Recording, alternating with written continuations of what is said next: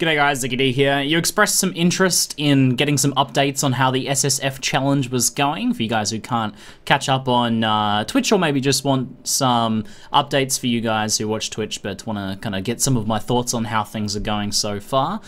Day 1 is down. I did about 5 hours / play time on the character so far and hit level 44.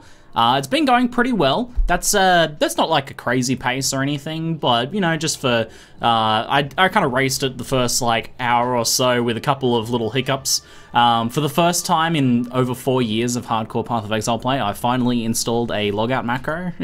I have never used the Logout macro in all this time because I was always of the mind that if I installed a Logout macro that I would begin to play like I had a Logout macro. You know, getting yourself into situations that you have to log out of frequently.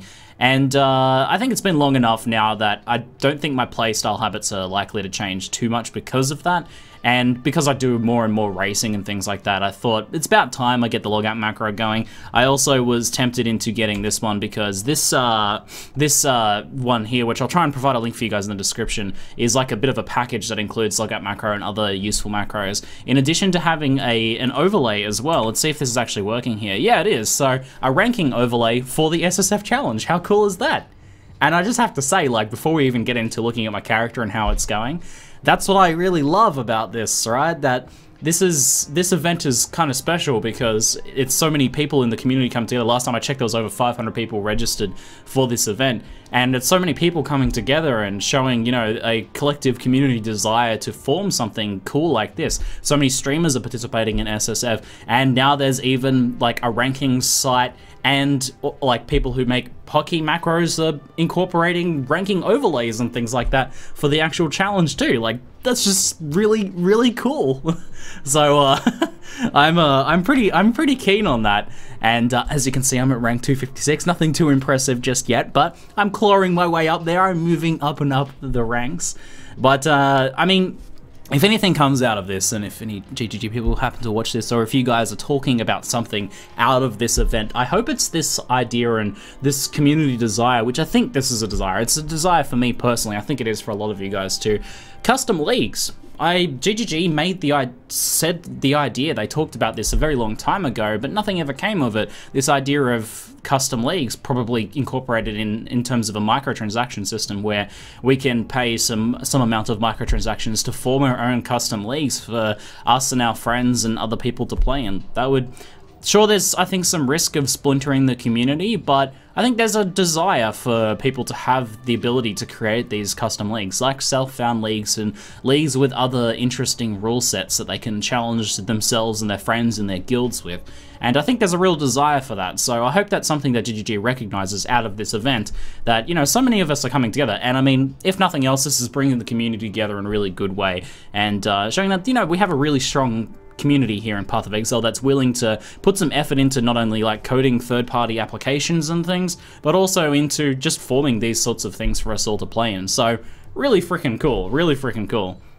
But let me give you guys a quick update on the character so far. I leveled with Fire Trap and Spark, very, very strong. Fire Trap when you're playing a Shadow is just so insanely strong. When you go through all of this elemental damage and then get like Saboteur, you just one-shot everything with Fire Trap, and it's ridiculous how strong Shadow for fire trapping is. So passive tree wise, got Saboteur, went down and got Clever Construction. You want this ASAP because otherwise everything destroys your trap, especially in Parandus League, where there's like the guys throwing their ball lightnings and their blade falls, and pretty much everything they use destroys traps. So trappers have a pretty bad time until you get that, so you want to rush towards that.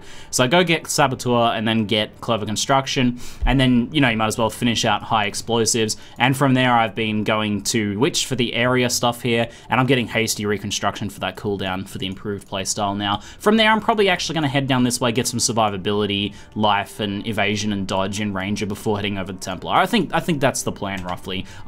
This is my first time ever playing a Trapper build, so I'm going into a lot of this fairly blind, and that's also pretty exciting for me personally as well, to be playing a playstyle I've never really played before. So I'm learning a lot, and I think that trapping leveling is actually really strong, even for someone who doesn't really have much of a clue of what they're doing.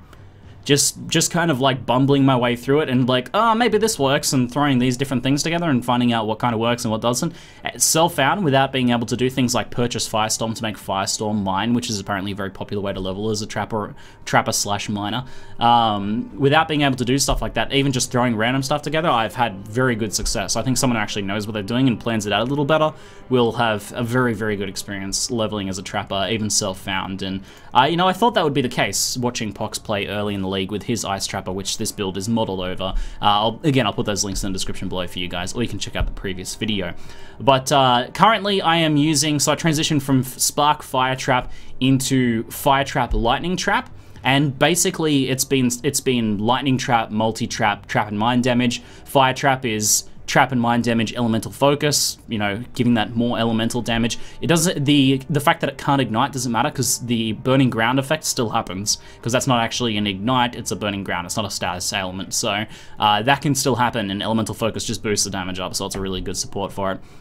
And then I have since then, once you get to Act 4 normal, got an Ice Trap, Cluster Trap, which is really nice, and Trap and Mine damage. So the basic 3-link is always going to include pretty much Trap and Mine damage, and then either Multi-Trap or Cluster Trap, except with the exception of Fire Trap, I think is pretty useful without getting Cluster or Multi-Trap. So let me just show you guys how this is working a bit here.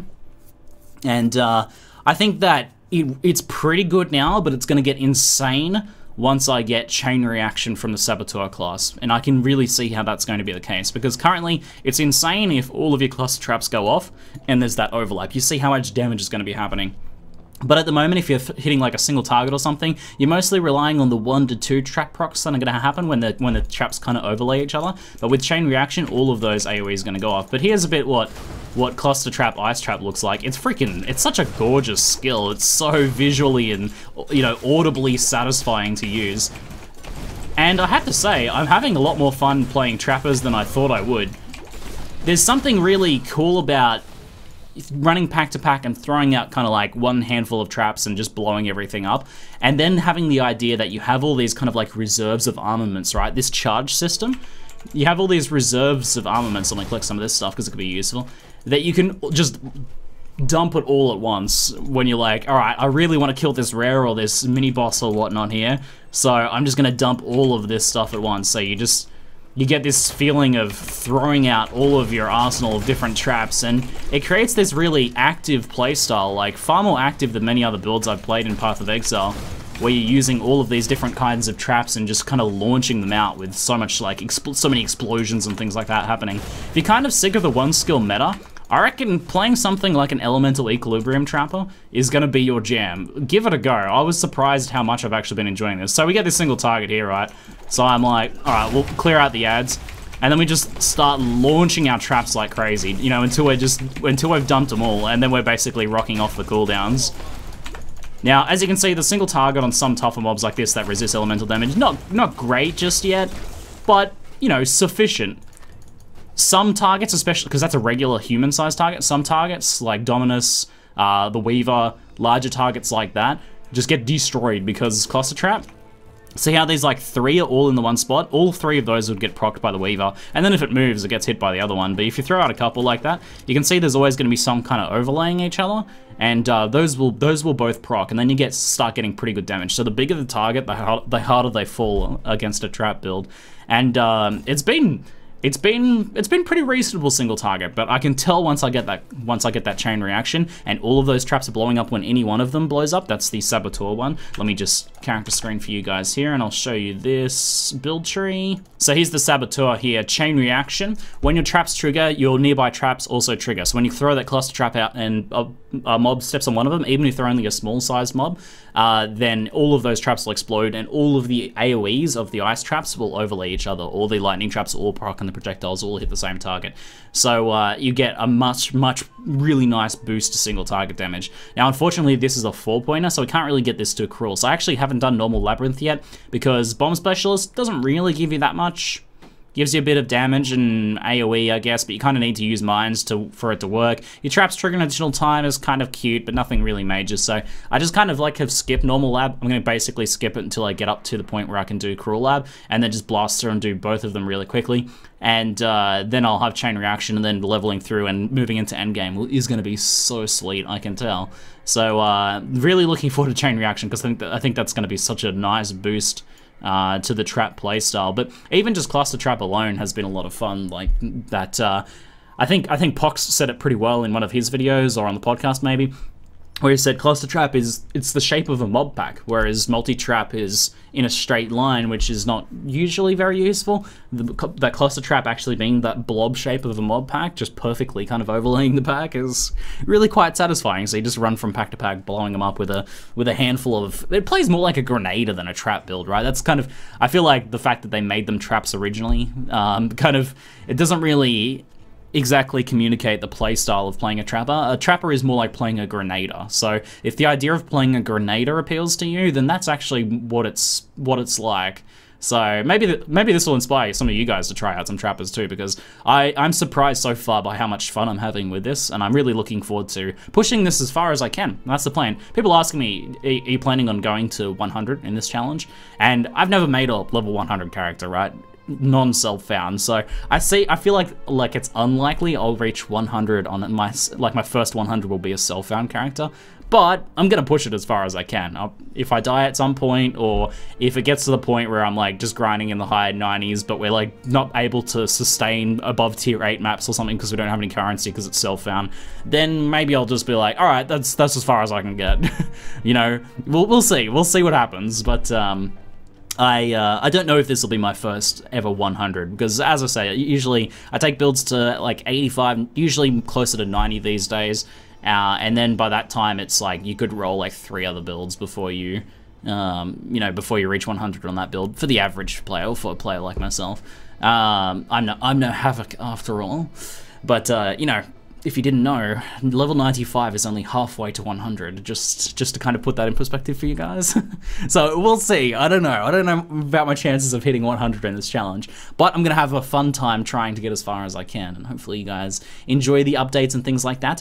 I'll save the footage and maybe clip together some highlights for you guys every couple days, maybe, once I have time. Working on some other stuff in the background at the moment, so not quite able to do that just yet, but maybe in a couple days time, put together some highlights. And of course, if I do die, there will be a glorious rip VOD, hopefully. Hopefully I'll have, if I die, I hope that at least one thing, that the death is magnificent. So we'll see what happens. Anyway, guys, hopefully you enjoyed the little update. If you have any questions or suggestions on where I can go with my trapper, let me know in the comments below. That's it for now. I'm ZiggyD, and thanks for watching.